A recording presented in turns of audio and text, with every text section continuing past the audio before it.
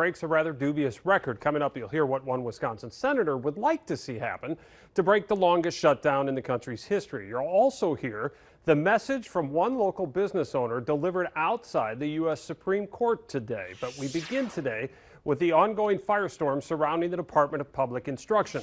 Dr. Jill Underly, the state superintendent of DPI, spending her second straight day in front of state lawmakers in Madison. This time it was the Legislative Audit Bureau, answering questions about that recent Capital Times report, which found 200 allegations of sexual misconduct or grooming behavior by teachers that were not made public.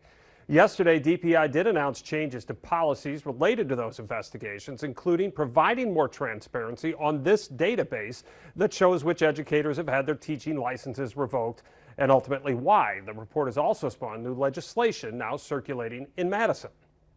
And we welcome in J.R. Ross, of course, the editor of WisPolitics.com. So, J.R., when the story from the Capital Times broke, you knew this was going to have some legs, it was going to have some consequences. But when it broke, how did it resonate inside the Capitol? And are lawmakers reacting now like this is going to have a lot of life? Yes, and part of it's politics. So let's look at the policy first. I mean, obviously there's some issues there. Department of Public Instruction this week came out with a new website to track some things. They have pushed back on some provisions or some passages in the story, but overall they're saying, yeah, we have some issues. We need more funding. We need to do this better tracking, et cetera. We're also hemmed in, they argue, because there's not a great definition of grooming in state statutes. So they're acknowledging some things. But politically, there's a reason why Republicans want to keep this alive. Again, separate the policy from the politics, but Democrats, generally speaking, have an advantage on education. That's what polls show time and time again. For Republicans, they can build this into a narrative, or they're going to try to ahead of next fall, of look, Democrats have been in charge with Governor Evers for 7 years now, it'll be 8 by next fall. They've been in charge of public instruction for years, and you have this grooming issue.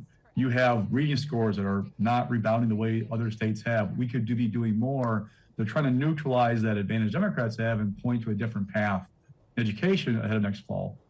JR, we heard yesterday time and time again, and I think everybody can agree on this, right? The safety of children should not be a political issue. But as you just pointed out, how do you remove politics from this issue to get to a resolution? Number one, you can't. It's always going to be involved. Okay. But, there is a bill right now to define grooming that's been introduced this week. Okay. So are we going to see the Republican co-authors get Democratic buy-in? If you pass a bill on partisan lines, it's not going to go anywhere. We've seen it time and time again with Governor Evers. So will the governor's office get involved or be asked to be involved in crafting it? Are they going to try and throw a partisan bill on his desk and see if he'll sign it? Remember, the governor is not seeking re-election anymore. He doesn't feel any pressure politically about how he reacts to bills. It's what he thinks is best. And now you could argue it's what he's always done, but there's even less pressure now, right? Because there's no next election. So I'm kind of watching how it plays out, and also the time frame.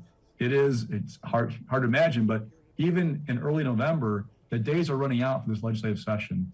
The assembly will probably wrap up in late February, the assembly by mid-March. You get on the campaign trail, you're talking maybe a day or two in November will be on the floor, handful of January, there's not much time left to get a big bill passed before the session is over. But when there's timing involved, you talk about the timing on the calendar, but the timing right now, I mean, the iron is hot on this issue. So have you ever seen, in your experience, something like this where the issue is such a hot topic that it can fast track on a short calendar? Sometimes, but usually there's a political reason involved. I'm trying to think back in all these years of things have caught fire late. I can go back to 2018. There was a late push to get a bill done that would close Lincoln Hills and Copper Lake, the troubled youth prison in northern Wisconsin, all kinds of issues there. There was funding put in that bill to do a whole new system, and it was not done properly. I mean, even the people who back it will tell you now, they put $80 million into a bill to fund an entire new youth prison system. The new Dane County facility for type 1 for the most serious offenders is in this budget, $130 million that facility alone. So sometimes speed is not a great thing, but we'll see this, again, if they work together, if you can get bipartisan buy-in, it shouldn't be a big issue. But that's the question, is there going to be bipartisan buy-in, or is it going to become a political hot potato? What about bipartisan buy-in for any kind of funding? We heard Dr. Underly say this. They did this in response to the story as well. Listen, there's not enough funding. We need more funding to do the things that everybody wants us to do. Is there any appetite for that in Madison? We shall see. The pushback from Republicans has been, hey, why did you ask for more, excuse me, in the state budget? Where was your budget line specifically for this purpose? Now, right. DPI will say, we asked for more money. Public say, yeah, but not for this. If you made the case for this, you may have gotten a better reception. So it's called a 1310 request. An agency can file a request with the Joint Finance Committee for more additional money. We'll see if DPI goes that route. There's an appetite from Republicans, but also I've seen the argument of, hey, you've got enough resources as is to prioritize this function and get this thing done. One other thing that may be political here, the future of Dr. Jill Underly. Can she survive this even though she just won re-election to a new 4-year term? You know, I asked that question the last couple of weeks, and some of the response I got was, look, 3 years from now is a long time, right? Before she's up again, 3.5 years before she's up again. Things can die out in politics. So there's that. And two, does she want to run again? You know, this is something that she really wants to keep doing.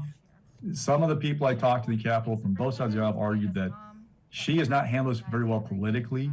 Again, separate the policy from politics, Sure. But on the first hearing that the Assembly had, she was not there. She was in Indiana for her alma mater to receive a Distinguished Alumni Award, which those are important awards and obviously a great honor for your career. But your people told me your paycheck's paid for by taxpayers, signed by taxpayers.